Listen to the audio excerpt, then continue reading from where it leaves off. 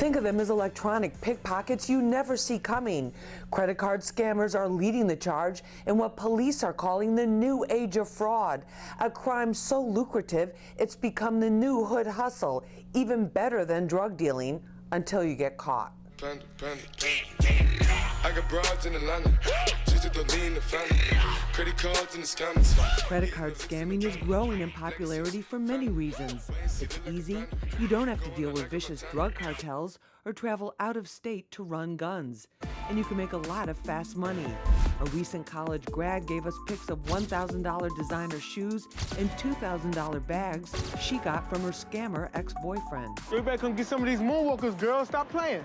We started seeing younger and younger people get involved in this, and we started seeing millennials that have grown up with technology embracing the new age of fraud.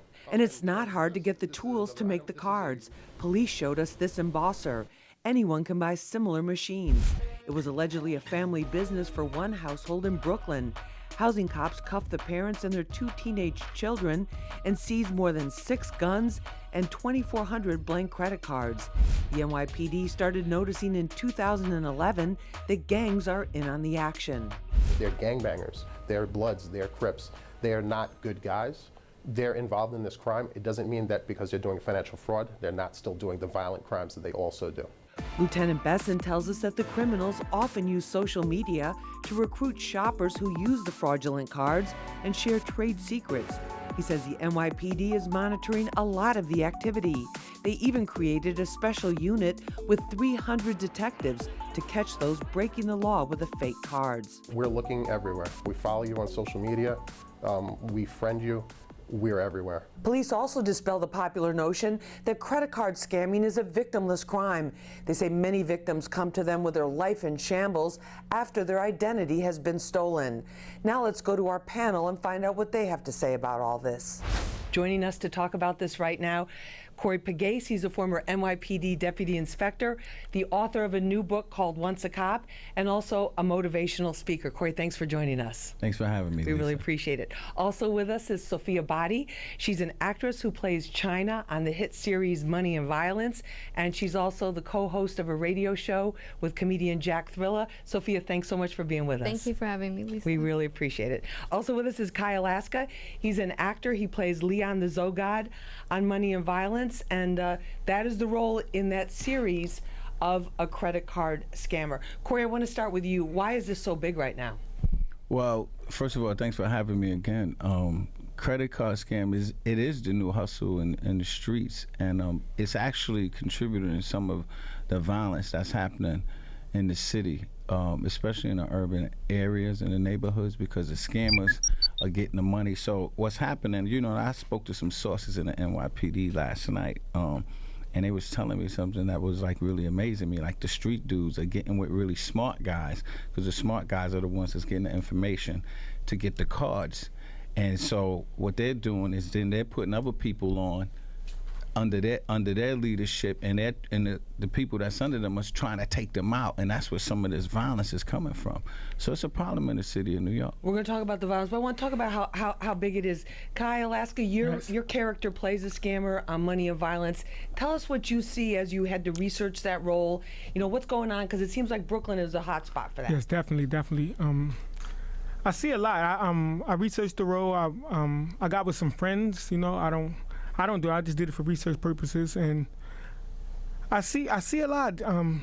Brooklyn is the hotbed for it, so you want to know about it? Yeah, like how are people doing it? Like they get these cards. Like yeah, they get the cards. I heard. Tell me this, true or false? I heard that you can get a card, a fake credit card, with a $10,000 credit limit for $15 in Brooklyn. Is that true? That's not true. That's not true. $15,000? No, that's not true. You know, it's mostly like gift cards and stuff like that.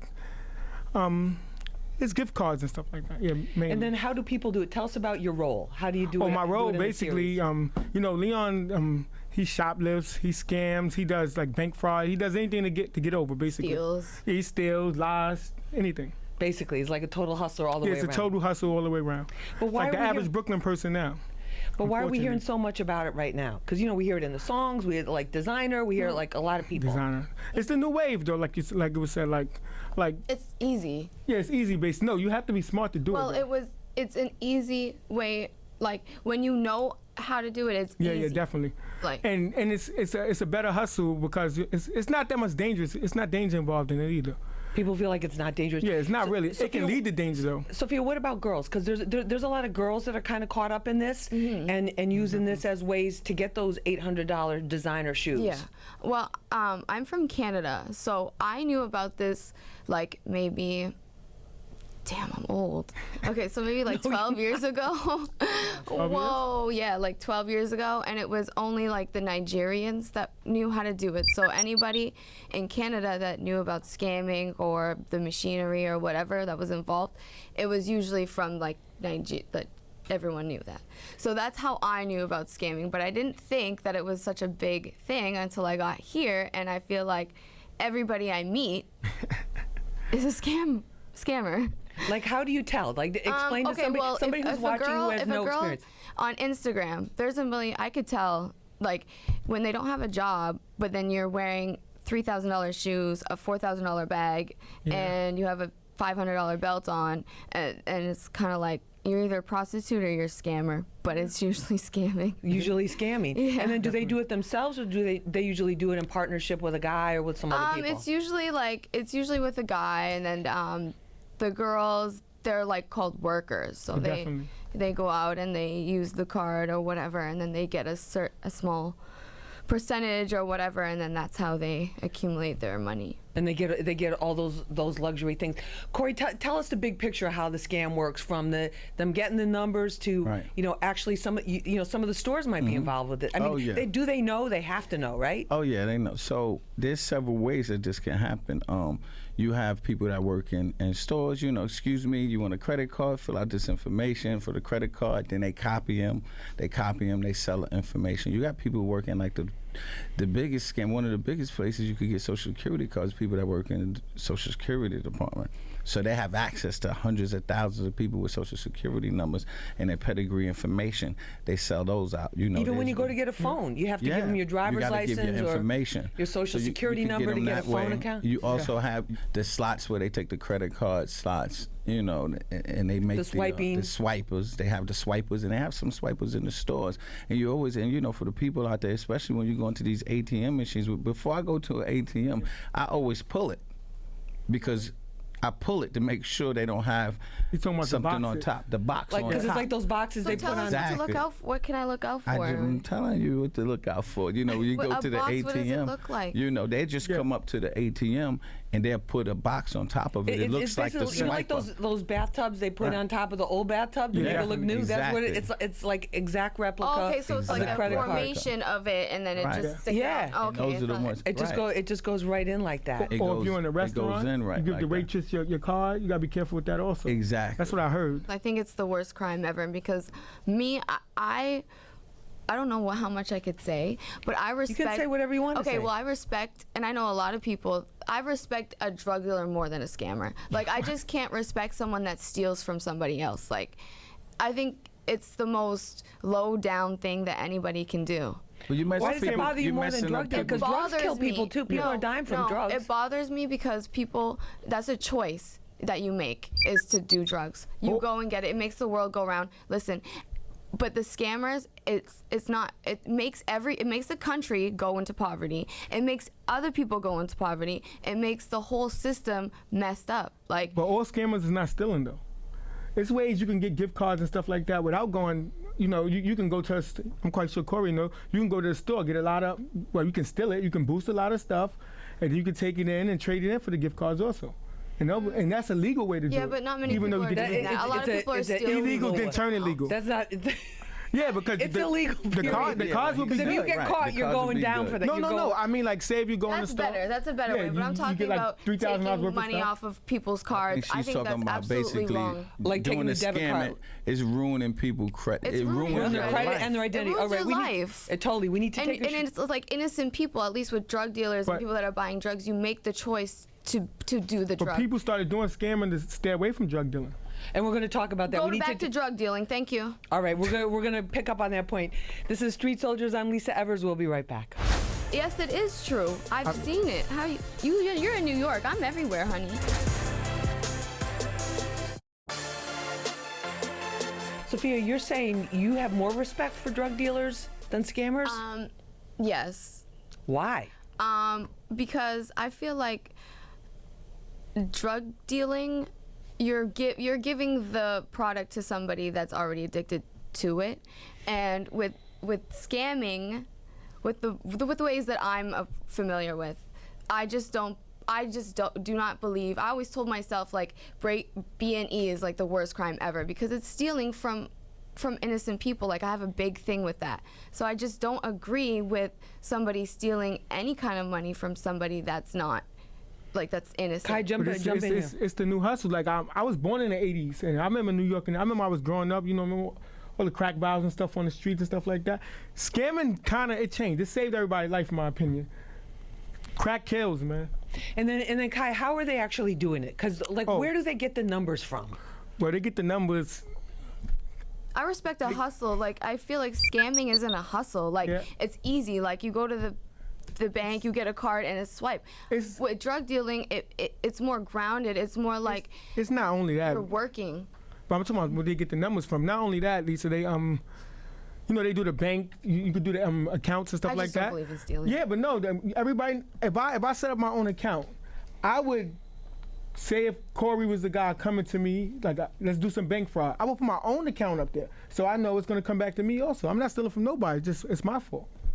So wait, they open up their bank accounts, put money in it? No, you gotta tell me right now. That's a scamming way also. Huh?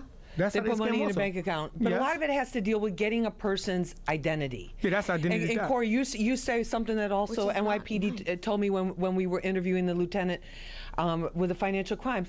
He said you have, like, anytime you hear about these hackings that go on, where they hack into an email server, they hack into a store's database, loyalty clubs, you know, like at the grocery store and these kind of places, they get your identity, but that those are kind of more sophisticated, but somehow they're partnering with street gangs actually. Right. Tell me about that. So that's what the deal is. So the street guys, you know, because the hustling has changed. So let me just clarify something really quick. I don't respect the drug dealer or the scam artist. So I just want to make that clear. And it's all illegal and it can all land you in jail. I don't respect either one, but I'm saying it's all illegal. I respect the hustle. So what's happening now, though, what we're finding out in the streets in New York City is the street guys hustling it. That's why I have respect for Jay-Z, 50 Cent. These guys so drugged and they made it. So street guys are smart.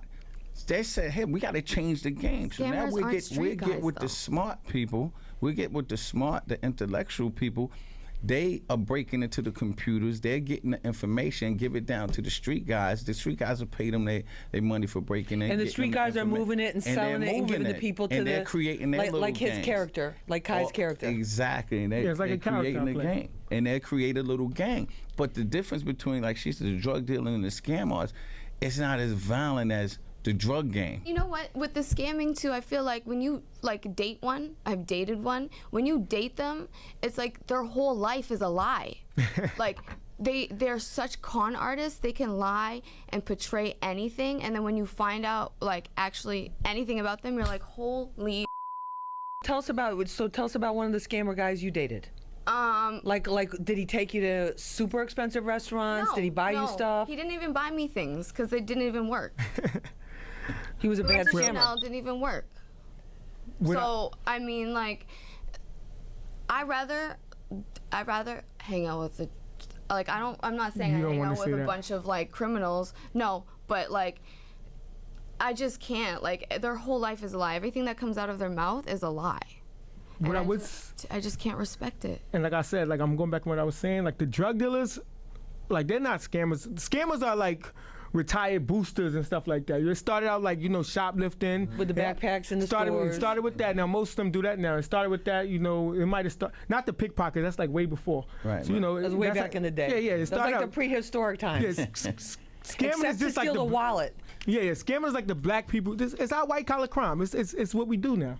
All right. So I can say. It's what a lot of people are doing. That's a horrendous thing to say. Why? You can't go up in LA and start scamming and getting money unless you pay your toll.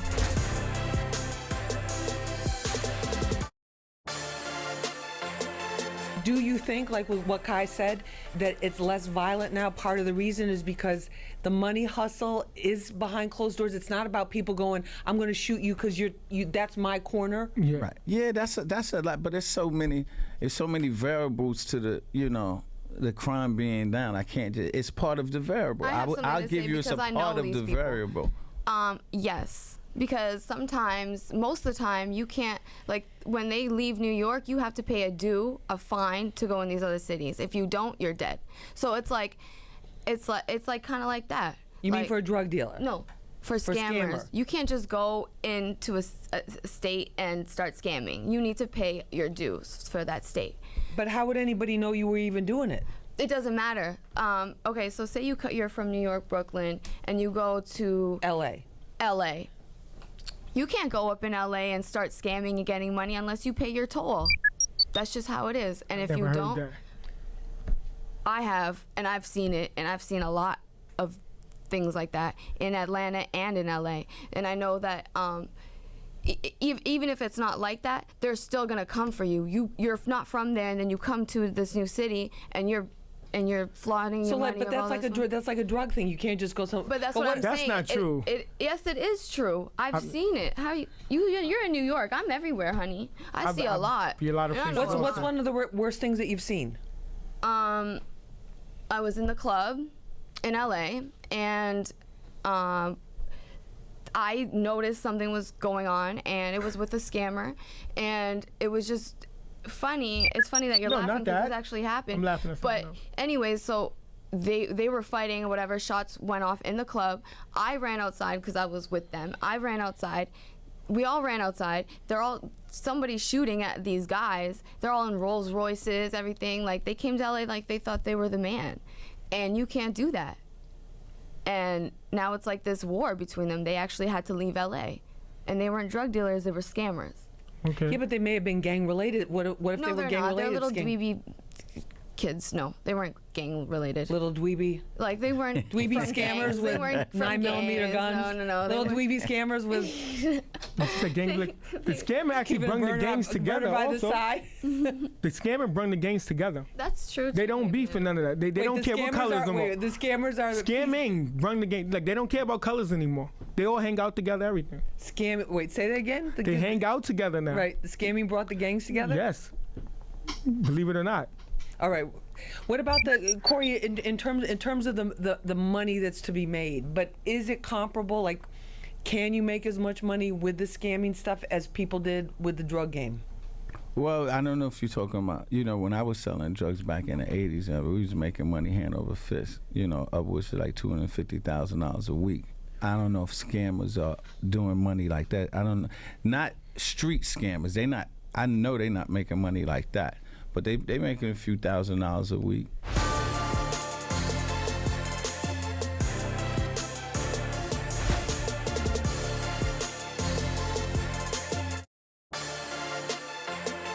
Sophia, what advice do you have for the girls, especially the young girls, like the teens, our young teens that, think it's pretty cool to have all that stuff and be around guys that are giving it to them? Honestly, know yourself, educate yourself, stay in school, and forget the boys, leave the boys back there. They're not going to help you. They're just going to get you in trouble, like opening up a bank account.